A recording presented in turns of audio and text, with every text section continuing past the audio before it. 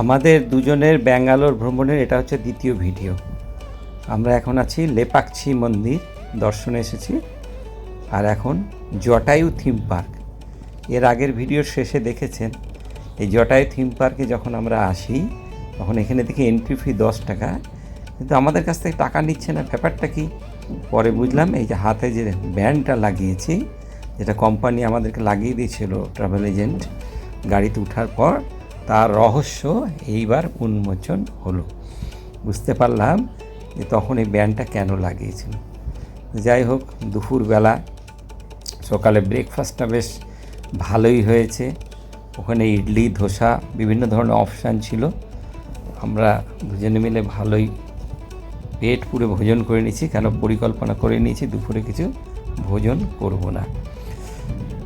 এখন ওই উপরে উঠতে হবে, ওই যে জটায়ু থিম পার্ক, ওই উপরে উঠতে হবে সিঁড়ি দিয়ে। তারপরে সেখান থেকে উপরে ভিউটা খুব সুন্দর আছে দেখার মতন। এই সব দেখে তো প্রদীপও বলছে এত উপরে উঠা যাবে না, মানে চলো। সবাই উঠছে, আমরা উঠতে পারবো না, এটা কোনো কথা হলো? আর রাস্তায় তো দু একজন থেমেই গেল। चलिए नहीं जाएगा। এখানে একটা সুন্দর দৃশ্য, একজন দেখছি ছবি আঁকছে বসে বসে, সামনে এক চেয়ার নিয়ে একজনকে বসিয়ে দিয়েছে, 300 টাকা করে নিচ্ছে আর ছবি আঁকছে। উপর থেকে দৃশ্য দেখেন কি অপূর্ব দৃশ্য। এই উপরে না উঠলে এই দৃশ্য দেখা সম্ভব ছিল? তো যাই হোক, একটু তো কষ্ট করতে হবে ভ্রমণ করতে আসলে। রোদের একটু তেজ ছিল, ওই জন্য একটু প্রদীপবাবু একটু গড়িমিশি করছিল। তবে এইখানে একটা জিনিস বলি, ওই বৃদ্ধ একটা বাঁদর দেখছি দরজার সামনে বসে আছে, অনেক বয়স হয়ে গেছে।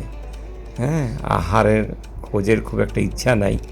বাঁদরগুলোকে যখনই দেখবেন শুধু দেখবেন খালি খাবার খুঁজে বেড়াচ্ছে, যতক্ষণ জেগে থাকে ওদের মুখ চলতেই থাকে। কিন্তু এই বৃদ্ধ মানুষটা চুপ করে বসে আছে, বয়স হয়ে গেছে। তো এই যে আমরা এসেছি ভ্রমণে, এখানে সব থেকে বড় সমস্যা আপনাদের বলে দিই, যখন এখানে আসবে এটা কিন্তু সবাই জেনে রাখুন। এখানে কিন্তু সীতার পায়ের ছাপ একটা দেখলাম কোথায়, ওই যে দূরে ওখানে নন্দী মহারাজকে দেখা যাচ্ছে, আর এই যে সীতার পায়ের ছাপ এখানেও আছে। এইসব জায়গায় ওই সীতাকে খুঁজতে রামচন্দ্র এইসব জায়গায় এসেছিলেন, ওর ওই যে জটায়ুর মূর্তি। এগুলো সব প্রবাদ আছে, এগুলো সব মান্যতা দেয়। তার উপরে ভিত্তি করে এই টুরিস্ট স্পটগুলো, ভ্রমণের জায়গাগুলোকে সাজানো হয়েছে, গুছানো হয়েছে, এর সুন্দর সুন্দর গল্প তৈরি হয়েছে, ব্যাস আর কিচ্ছু না। তো এখানে সব থেকে বড় সমস্যা আপনাদের বলে দিই, যেটা আপনাদের জেনে রাখা প্রয়োজন, সেটা হচ্ছে ভাষা। এখানে আপনি ভাষা দিয়ে কাউকে বোঝাতেই পারবেন না আপনার কথা। আর এই বাঁদরগুলো দেখেন কেমন বড় একটা পাথরের পাশে বসে বসে যেমন গ্লাস বোতলের মধ্যে থেকে জল বের করে করে খাচ্ছে। এই দৃশ্য দেখার মতো। ওদের বাদরামি দেখতেও খুব ভালো লাগে, বাঁদরদের বাদরামি। নিজের মনে এটা সেটা করেই চলেছে। তো আমরা তো সেই উপরে একটুক্ষণ থাকলাম, এবার ওখান থেকে তৃতীয় দর্শন পয়েন্ট আমাদের যেতে হবে নন্দী মহারাজ দর্শন করতে। উপর থেকে আপনার নামতে ইচ্ছা করবে না, এত সুন্দর দৃশ্য। তো নেমে পাশে ওই জটায়ু থিম পার্কের পাশে একটা বড় হ্যান্ডিক্রাফট অর্থাৎ হস্তশিল্পের একটা দোকান আছে, সেখানে আমরা ঢুকে সামান্য একটু কেনাকাটা করেছিলাম। এইখান থেকে হাঁটতে হাঁটতে চললাম এই যে জটায়ু থিম পার্কের পিছন দিকে পায়ে হাঁটা রাস্তায় আমরা চললাম নন্দী মহারাজ দর্শন করতে। বাপরে বাবা, একটা পাথর কেটে কি সুন্দর বানিয়েছে দেখো। হ্যাঁ, আর্কিওলজিক্যাল সার্ভে, হ্যাঁ, অমরাবতী সার্কেল। হ্যাঁ, বাপরে বাপ, কি সুন্দর বানিয়েছে নন্দী মহারাজ। এখানে সবাই একটু ছন্ন ছাড়া হয়ে গেল। আমরা দুজন মিলে এদিক ওদিক ঘোরাঘুরি করলাম, সব আগের থেকে শুনে নিয়েছিলাম। আমরা আমাদের মতন করে ঘোরাঘুরি শুরু করলাম, বাকিরাও ছোট ছোট গ্রুপ করে ঘুরছে। এখানে আমরা দুজন 2 গ্লাস আখের শরবত খেলাম। এই মেয়েটা বানাচ্ছিল এত সুন্দরভাবে, খুব ভালো লাগলো দেখে। চলো, আমাদের লেপাক্ষী দর্শন শেষ। আমরা এখন বাসে ফিরে আসলাম, বেলা 2টো বাজে, 2:10 হয়ে গেছে। এখন ভোজন হবে রাস্তায়, তারপর ওখান থেকে আদি যদি 5টা 5:30টার মধ্যে পৌঁছাবে। একদম নোংরা জায়গা, হ্যাঁ, নোংরা জায়গা চলবে না। চলো এখন বাসে উঠবো। চলো, আবার যাত্রা শুরু। একটা হোটেলের সামনে গাড়ি দাঁড়ালো, একবারে অসময়, 3টা 3:30 বাজে। বলছে এখানে একটু দুপুরের ভোজন করে নেন, লাঞ্চ করে নেন। তো আমার সাথে প্রদীপবাবু আছে, প্রদীপবাবুর আবার একটু আহারের একটু আশিক আছে। আমি একা থাকলে তো কোনো মতেই নিতাম না। ওনার চাপে পড়ে বা ওনার ইচ্ছাকে পূরণ করার জন্য 2 প্লেট আহারের অর্ডার করা হলো। 600 টাকার আহার, মানে শুধু টাকা দিয়ে কিনেছি বলেই ভোজনটা করলাম, সব নষ্ট করলাম না। নাইলে এই খাবার আমাদের মতন যোগীদের পেটে সহ্য হওয়ার মতন খাবার এটা না। এবার খাওয়া দাওয়া হলো, এখানে ঘন্টাখানিক সময় লাগলো। সবাই এবার গাড়িতে এসে বলে চলো এবার আমরা যাব আদিযোগী দর্শন, আমাদের শেষ স্পট। আর এই যে দূরে যে বিল্ডিংটা দেখছে না, ভিক্টোরিয়া মেমোরিয়ালের মতন, এটা কিন্তু একটা মেডিকেল কলেজ। খুব সুন্দর লাগছিল। আমার ক্যামেরাতে অত ভালো ফটো আসেনি, কিন্তু আমরা খালি চোখে যখন দেখছি অপূর্ব লাগছিল। আমরা দেখেন এই ট্রাভেল এজেন্টের সাথে কথা বলছি। इतना जो पैसेंजर है कहाँ से बुक कहाँ से वो सब वही फेसबुक देखे सॉरी बुक हुआ। हाँ सब ऐड वैड हमारा चलता है ना, ऐड की वजह से हम लोग तो कोई सब- फेसबुक देख के आए। हाँ तो कुछ फेसबुक देख के आएंगे, कोई ऐड से आए होंगे, कुछ लोग वेबसाइट पे जाके बॉस के ऑफिशियल वेबसाइट से आए होंगे। अच्छा पैकेज है। हम लोग तो फेसबुक देखे ही। आजकल तो फेसबुक में पूरा फ्रॉड होता है ना, तो उसलिए डर रहा था। पेमेंट की है तो फिर एक लेडीज़ को ही हमसे बात किया तो बोला ऐसे अब नहीं लग रहा है डर आपको? ना ना बहुत सुंदर पैकेज है। अब सबको हम लोग भी सबको बताएंगे। कंपनी वो ये बेंगलोर में काम करती है। हाँ इतना आदमी जोड़ लिया एकदम ना। है अभी है। কোন ট্রাভেল এজেন্টগুলো কীভাবে কাজ করছে, বিভিন্ন ভারতবর্ষে বিভিন্ন প্রান্ত থেকে যারা ব্যাঙ্গালোরে ট্রিটমেন্ট করতে এসছে বা ঘুরতে এসছে, তারা কীভাবে যোগাযোগ করেছে। কোম্পানি ফেসবুকে এবং বিভিন্ন জায়গায় ওয়েবসাইট আছে, এতে অ্যাড ট্যাড দিয়ে 46 জন, পুরো গাড়িটা, আমরা যে গাড়িতে যাচ্ছি পুরো গাড়িটা কিন্তু ফুল একদম 46 জন এক এক প্রান্তের মানুষ কীভাবে এগুলোকে এক জায়গায় করেছে। খুব ভালো লাগলো, টেকনিকটা খুব ভালো, এটা পরিচালনা করলো দারুণভাবে। চলো আমরা এখন আদিযোগীতে, কটা বাজে গো? 7:20 লেজার শো স্টার্ট হবে। এই কটা বাজে? ও বাবা 5:47, 5:45, 5:50, বেশি সময় নাই তো হাতে, তাই না? এখানে আমরা এখন একটা গ্রুপ ফটো উঠবে। আমাদেরকে যারা গ্রুপ ম্যানেজমেন্টে যারা আছে তারা বলে এখানে আসুন আপনারা একটা গ্রুপ ফটো উঠাই। আমাদের যে আদিযোগীর যে মূর্তিটা আছে সেখানেই। তারপরে ওখানে 6:40 অবধি বলে থাকবেন। তারপরে দেখি কী ইনস্ট্রাকশন দিচ্ছে, খুব সুন্দর। এর আসল জায়গা আছে যেটা আমরা যাবো, প্রদীপবাবুকে বললাম চলো ওইখানে যাবো আমরা। ওটা একটু দেখতে হবে। এখানে এসে আমার একটু কনফিউশন তৈরি হয়। অ্যাকচুয়ালি ইনফ্যাক্ট আমি কোয়েম্বাটুরের আদিযোগী দেখেছি, ওটাই আমার মাথার মধ্যে আছে। আমি ভাবছি ওটা দেখার জন্যই বোধহয় আমাদের এই প্যাকেজটা, কিন্তু বারবার মোবাইলে সার্চ করছি, দিচ্ছি কোয়েম্বাটুরতে, এখান থেকে অন্য প্রান্তে ভারতবর্ষে আর এক প্রান্তে, আর এরা বলছে আদিযোগী দেখাবে। আসল রহস্যটা অনেক পরে আমি বুঝতে পারলাম এখানে আসার পর, যেটা হচ্ছে কর্ণাটকেই আর একটি সেন্টার আদিযোগী। হ্যাঁ, তো দারুণ, এটাও কিন্তু খুব সুন্দর করেছে। আমি কোয়েম্বাটুরেরটা দেখেছি, তবে এখানকারটা কিন্তু খুব সুন্দর করেছে। এখানে এই কম্পাউন্ডের ভিতরে এরকম একদম বসার সুন্দর জায়গা আছে, পাথর টাথর দিয়ে বানানো। আর শিবের যে মূর্তিটা এইখানে আমরা দেখলাম, এটা কিন্তু তুলনামূলকভাবে কোয়েম্বাটুরের থেকে একটু ছোটো মনে হলো। আর কোয়েম্বাটুরেও কিন্তু লেজার শো হয়, কিন্তু সেই লেজার শো দেখার সৌভাগ্য আমার হয়নি, কেন সেবার আমার খুব ব্যস্ততা ছিল, আমাকে দিনে দিনে বেরিয়ে যেতে হয়েছিল। এই জন্য এবার এই সুযোগটাকে আর হাতছাড়া করলাম না।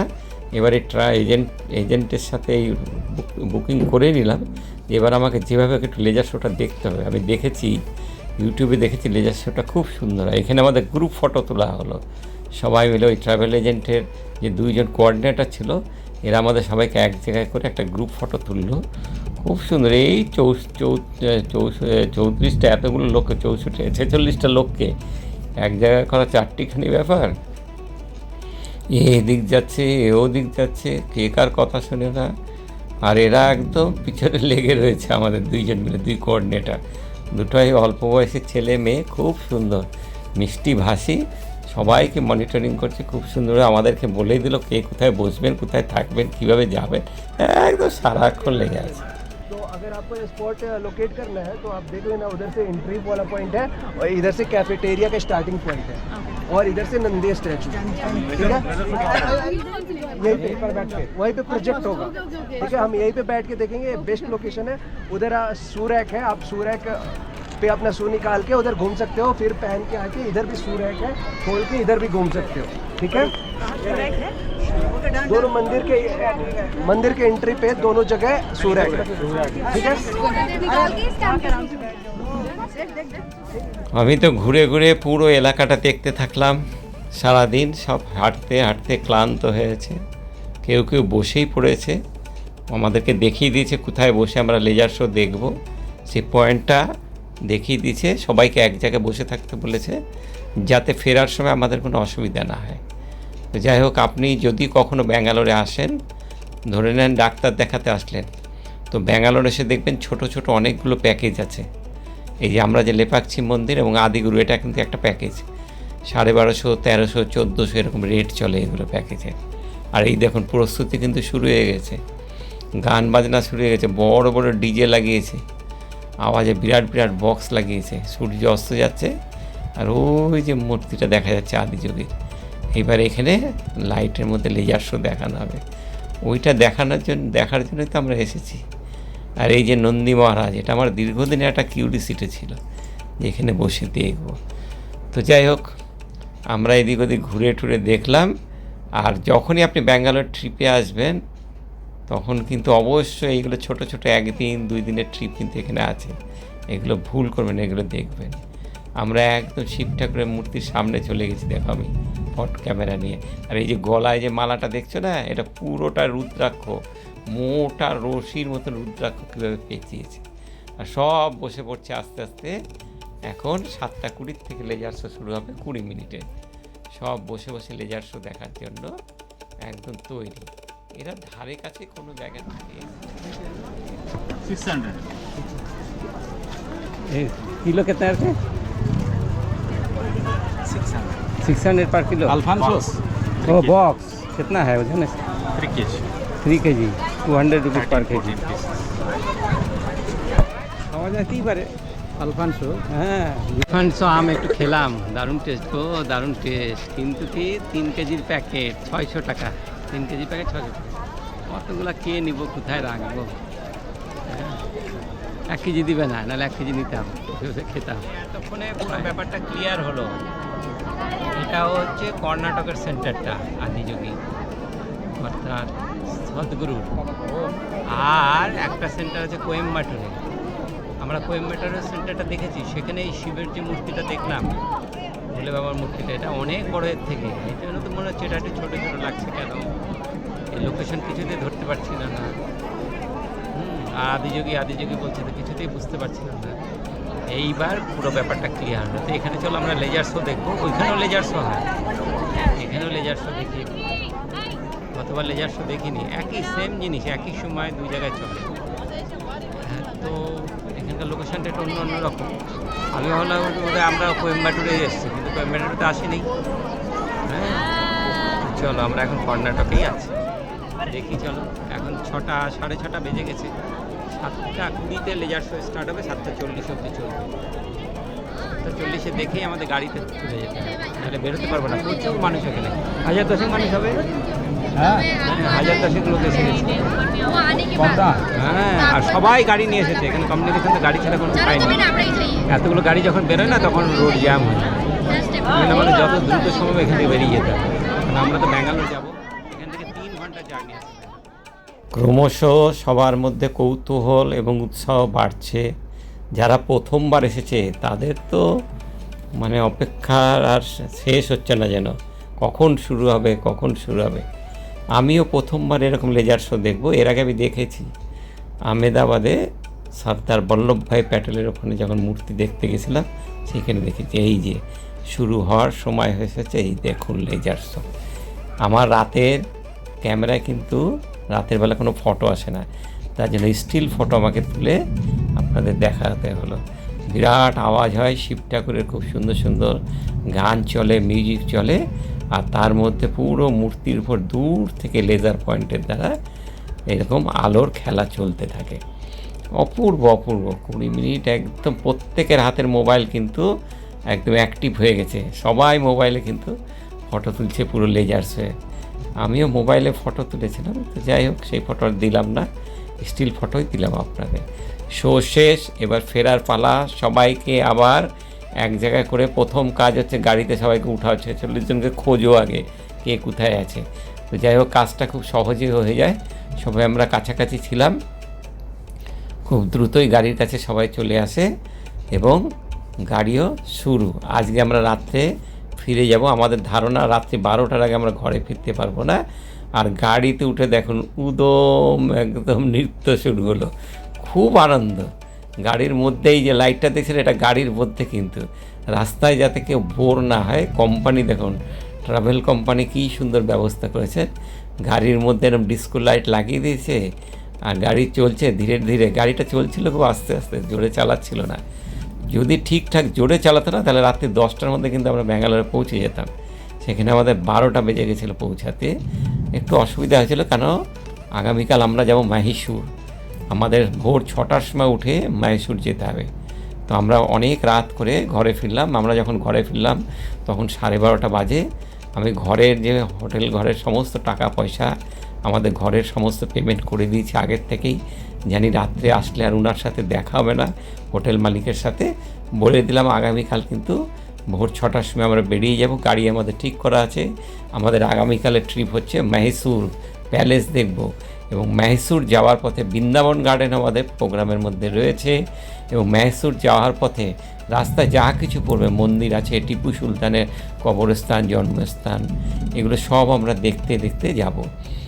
তো ফেরার পথেও ডিনার যেটা হলো সেইটা যে একটা হোটেলে দাঁড়িয়ে করলো, এটা না করে যদি আমাদের সরাসরি ব্যাঙ্গালোরে নামিয়ে দিত তাহলে কিন্তু আমরা সময় মতো চলে আসতাম। অহেতুক ফেরার সময় কিন্তু রাস্তায় এক জায়গায় ডিনারের জন্য 1 ঘন্টা দাঁড় করানো হলো। অনেকের কাছে কিন্তু ওরা ওপিনিয়ন চেয়েছিল যে এখন ডিনার করার জন্য রাস্তায় দাঁড়াবো কিনা, সবাই কিন্তু নাই বলেছিল, তথাপি কেন দাঁড়ালো আমরা জানি না। প্যাকেজটা এরকমই আছে, ওই 1 ঘন্টা দাঁড়ানোতে আমরা ফিরতে ফিরতে অনেক রাতে ব্যাঙ্গালোরে ফিরলাম। তখন রাত 12টা বাজে, আমরা যখন ঘরে আসলাম প্রায় 12:30। হ্যালো ফ্রেন্ডস, আজকে 29 তারিখ, আমরা ঘরটা ছেড়ে দিচ্ছি। 4 দিন 4টা রাত এই ঘরে কাটালাম, খুব সুন্দর লাগলো।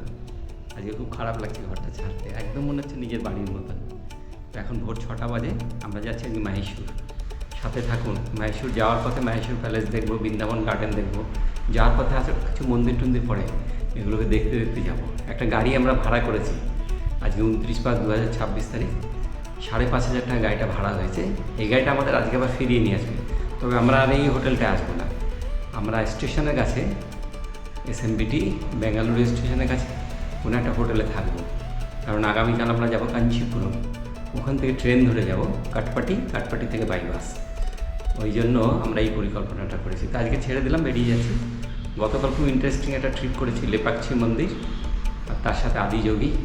কর্ণাটকে যে আদিযোগীর যে সেন্টারটা আছে সদ্গুরু, সেই সেন্টারে লেজার শো দেখলাম, খুব সুন্দর লাগলো। গতকাল রাত্রি 12টার সময় আমরা ঘরে ঢুকেছি। একটা ইন্টারেস্টিং ট্রিপ ছিল, ট্রিপটা দারুণ অর্গানাইজ করেছে। ট্রিপ কোঅর্ডিনেটর যারা দুজন ছিল তারা খুব সুন্দরভাবে কোঅর্ডিনেট করেছে। তো চলো, খুব ভালো একটা অভিজ্ঞতা। একটু সকালে উঠতে হলো, ঘুম একটু কম হয়। আমরা নারায়ণা যাবো একটা হসপিটাল সংলগ্ন যে আমাদের রেসিডেন্সিয়াল এরিয়া ছিল, সেখান থেকে বেরিয়ে যাচ্ছি। ব্যাঙ্গালোর ছাড়ছি না, ব্যাঙ্গালোর আবার ফিরে আসবো। আজও আমাদের রাত্রি 10টা বেজে যাবে আস্তে আস্তে, কারণ বৃন্দাবন গার্ডেন দেখে রাতে, একটু বৃন্দাবন গার্ডেন তো রাতেই দেখতে থাকি, তারপরে আমরা খুব সুন্দর ওয়েদার, দারুণ ওয়েদার। গতকাল একটু বৃষ্টি হয়েছে, খুব সুন্দর ঠান্ডা ঠান্ডা ওয়েদার, ভালো লাগছে বেশ। জ্যাকেট পরা যাচ্ছে, আমি একটা জ্যাকেট, হালকা জ্যাকেট পরে নিয়েছি, মানে এসি গাড়ি, আর একটু ঠান্ডা লাগবে। এই যে আমাদের হোটেল শিরডি সাই নীলায়া, বাঙালি ঘরানা, বাঙালি হোটেল। আমরা ছিলাম এই হোটেল, খুব সুন্দর, খুব ভালো ব্যবহারটা, খুব ভালো। 5,600 টাকা দিয়ে আমরা একটা গাড়ি করেছি দুজনে। এই দেখো, গ্রুপে যদি লোক সংখ্যা বেশি থাকে তাহলে কিন্তু জার্নিতে খরচ খুব কম হয়। আমাদের দুজনে কিন্তু এই টাকা পেমেন্ট করতে হলো, এটাতে 4-5 যাওয়া যেত গাড়িটাতে। যাই হোক, 5,600 টাকা দিয়ে আজকে কাজ হচ্ছে। আমরা রাস্তায় যেতে যেতে কিছু মন্দির আছে সেগুলো সব দেখব, তারপরে মাহিসুর প্যালেস দেখব, দেখে ওখান থেকে বৃন্দাবন গার্ডেন কিন্তু আমাদের প্যাকেজের মধ্যে আছে, আজকের প্যাকেজের মধ্যে ড্রাইভারকে বলা আছে। এবার ফিরে আমরা আর ওই হোটেলটায় আসবো না। এই দেখো 6:20 আমরা একদম সঠিক সময় বেরিয়ে পড়েছি, একদম 6টায় টাইম ছিল। রাত্রে একটু দেরি করে ঘুমিয়েছি, একটু ঘুম ঘুম ভাব আছে, তথাপি উঠতে হলো। লাগেজটাকে সব নিয়ে নিয়েছি, কিচেন ব্যাগটাকে সব নিয়ে নিয়েছি।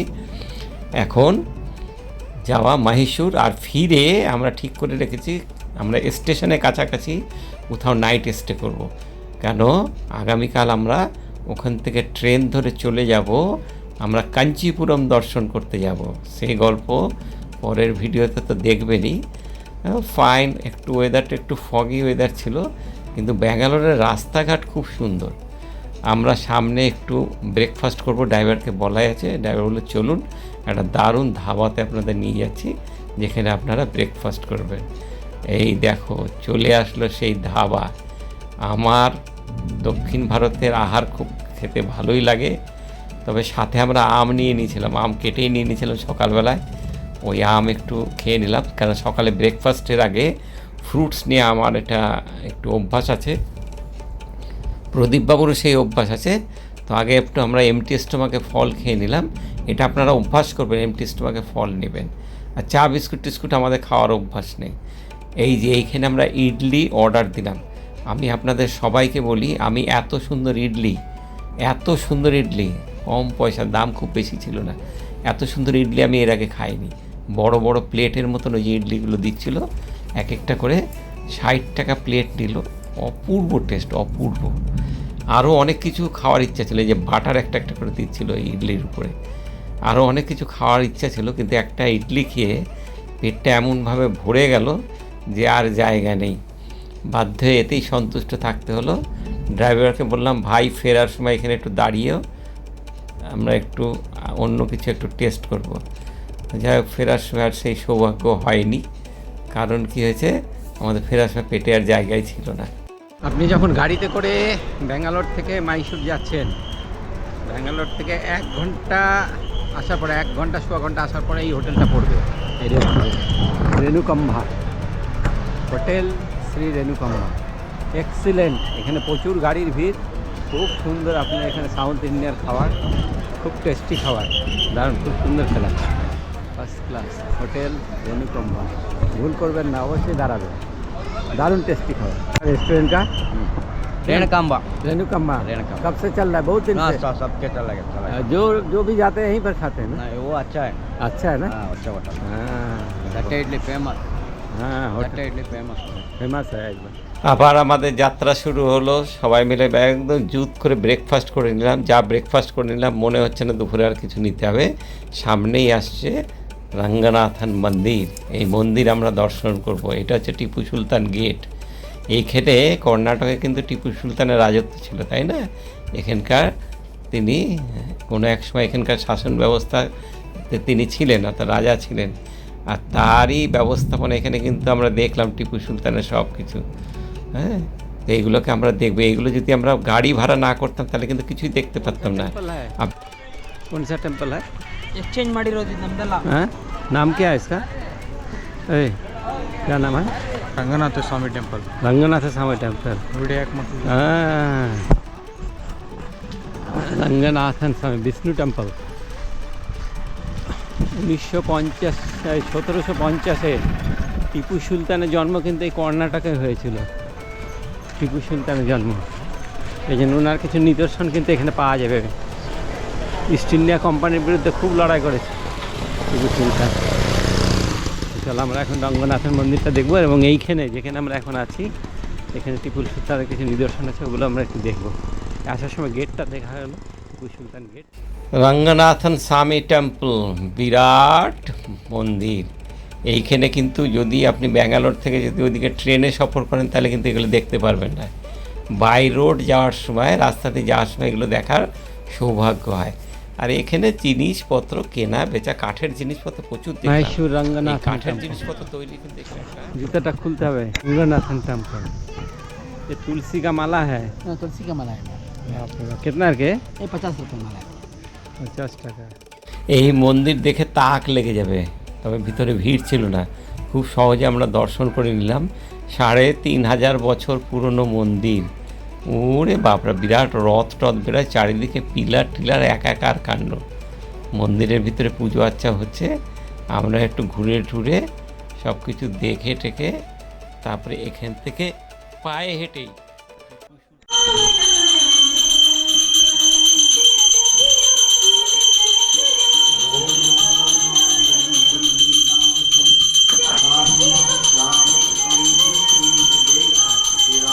জলের দাম কম না। कितना है के नारियल पानी? 70 70 रुपीस 70 रुपया खाने वाला कपड़ा वाला এইখানে আছে কাবেরী নদী, দেখি তো। হ্যাঁ, ফার্স্ট ক্লাস। হ্যাঁ দেখো, না দেখে চলে যাচ্ছি না আমরা। ঐতিহাসিক কাবেরী নদী। ওহো, এই দেখো ছোট্ট, দাঁড়াও দেখতেছি। এখানে কাবেরী নদীর ধারে দেখছি কয়েকজন পুরোহিতের সাথে দেখা, ভাষার সমস্যা, কথা বোঝে না।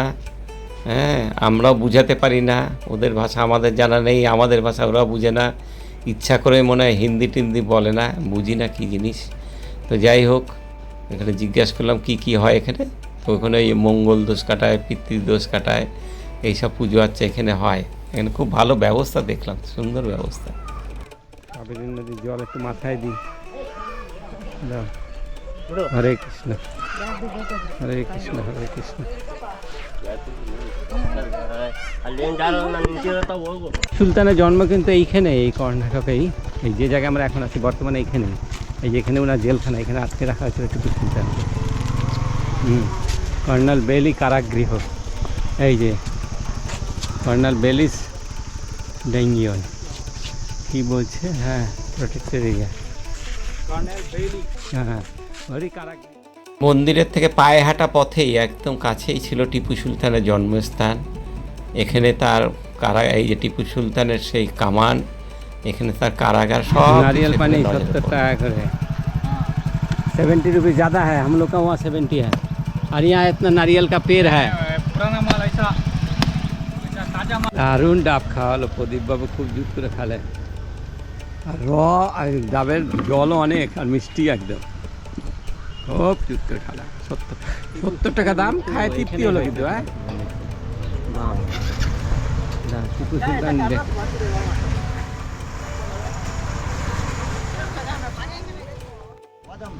क्या दाम? 80 रुपये किलो। 80। 50, हाँ, बहुत पीटा हो ना। 50, 50 नहीं थोड़ा, 2 किलो लेंगे। 50, नहीं थोड़ा। 80 টাকা KG. Tipu Sultan summer palace museum. চলো দেখি, এখানে টিপু সুলতানের একটু হিস্ট্রি পাওয়া যাবে, ইতিহাস পাওয়া যাবে। দেখি গিয়ে। ফাইন। আমরা ব্যাঙ্গালোর থেকে মহীশূর যাওয়ার পথে এগুলো দেখছি। যদি শুধু আপনি মহীশূর দেখেন তাহলে কিন্তু এগুলো দেখা যাবে। টিপু সুলতানের জন্মস্থান কিন্তু 1750 সালে এখানেই জন্ম হয়েছিল, এবং মৃত্যু এখানেই হয়েছিল। তার সমাধিস্থল এখানে হয়েছে, যেখানে ওনার মৃত্যু হয়। ওই জায়গাগুলো আমরা দেখলাম, খুব সুন্দর, ভালো লাগলো এগুলো। এই জায়গাগুলো এর আগে দেখিনি, টিপু সুলতানের এই ব্যাপারগুলো না, এর আগে হ্যাঁ হ্যাঁ, এগুলো কিছুই দেখা হয়। এখানে বোধহয় টিকিট ফিকিট তো হবেই। হ্যাঁ, দেখি কী আছে ব্যবস্থা। টিকিট কাটতে হবে। কত করে টিকিট? মিউজিয়াম টিপু সুলতান, এখানে 20 টাকা করে টিকিট নিল। টিকিট কাটা অনেক ঝামেলা। হ্যাঁ, ক্যাশ নিবে না, অনলাইনই করতে হলো। তো এই দ্বিতীয় ভিডিওতে এই অবধি আমরা দেখছি, এই ভিডিওতে দেখানো সম্ভব হলো। তৃতীয় ভিডিওতে দেখবেন, খুব সুন্দর মহীশূর প্যালেস। এখানে আমরা টিপু সুলতানের সেই মিউজিয়াম দেখলাম। ভিতরে এর পরের ভিডিওতে দেখবেন, এগুলো ভিতরে খুব সুন্দর সুন্দর টিপু সুলতানের সেই সময়কার তার পোশাক, তার তরবারি, সব কিছু রয়েছে। খুব ভালো লাগলো। একটু ঘুম ঘুম ভাব আছে, গতকাল রেস্ট হয়নি তো, শরীরটা খুব জুত পাওয়া যাচ্ছে না। কিন্তু আমরা একটা দেখেছি, ভ্রমণে যদি দুপুরের আহারকে একটু ইগনোর করা যায় বা কম করা যায়, বেশি ভাত রুটি খেয়ে নিলে কিন্তু ঘুম পায়। যদি একটু হালকা ফালকা কিছু খাওয়া যায় তাহলে কিন্তু ঘুম পায় না। এই জন্য একটা পলিসি আপনাদেরকে বলে দিই, যখনই ভ্রমণে যাবেন না, ব্রেকফাস্ট করবেন একটু বেশি করে, আর দুপুরে আহার একটু হালকা ফুলকা মুড়ি চা বিস্কুট টিস্কুট যেরকম হয় না, এরকম একটু কিছু নিয়ে নেবেন, আর রাতে আবার একটু বেশি করে আহার করে নেবেন। কারণ কি আছে, দুপুরে খেলেই কিন্তু ঘুম পাবে, এমনিতে ঘুমানোর অভ্যাস। যাই হোক, কেমন লাগলো ভিডিও সবাই লিখে জানাবেন। সবাইকে ধন্যবাদ ভিডিও দেখার জন্য। আগামী ভিডিওতে দেখা হচ্ছে তৃতীয় ভিডিওতে।